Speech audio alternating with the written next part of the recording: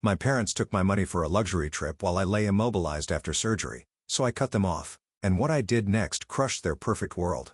I, a 34-year-old male, have been working as a lineman for the power company since I was 22.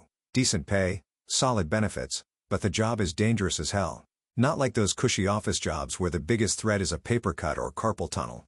I'm talking 80-foot climbs up holes that sway in the wind, handling lines carrying enough voltage to cook you from the inside out, all while dealing with whatever beast Mother Nature decides to throw at you that day. Last winter, I spent 16 hours straight restoring power during an ice storm. My fingers were so numb I could barely feel the tools. I had a buddy lose 3 fingers when a line unexpectedly went hot. Another guy fell and shattered his pelvis. But whatever, it paid the bills. Not just mine, but apparently everyone else's too. Growing up, I was always the other son in our house. My younger brother Jared, a 31-year-old male, was the golden child who could do no wrong. Dude played football in high school, got decent grades, and had this natural charm that made my parents practically worship the ground he walked on.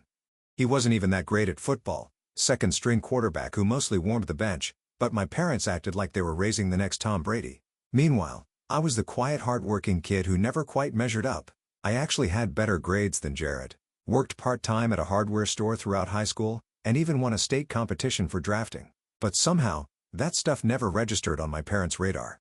Every conversation at dinner was about Jared's practice, Jared's games, Jared's college prospects. I'd sit there chewing my food slowly, practically invisible. Dad's a retired factory supervisor who spent most of my childhood telling me I wasn't applying myself enough. Never mind that I applied myself plenty, just not to things he considered important. Mom's an elementary school secretary who somehow always had time to go to all of Jared's games, but was too busy when I had stuff going on.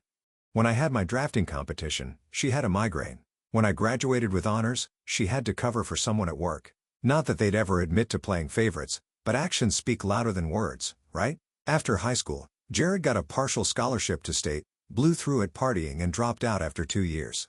I went straight to trade school, got my certifications, and started working my ass off climbing poles and fixing lines. And somehow, I still wasn't the success story in the family. Dad would introduce Jared as my son who went to state and me as just Mike.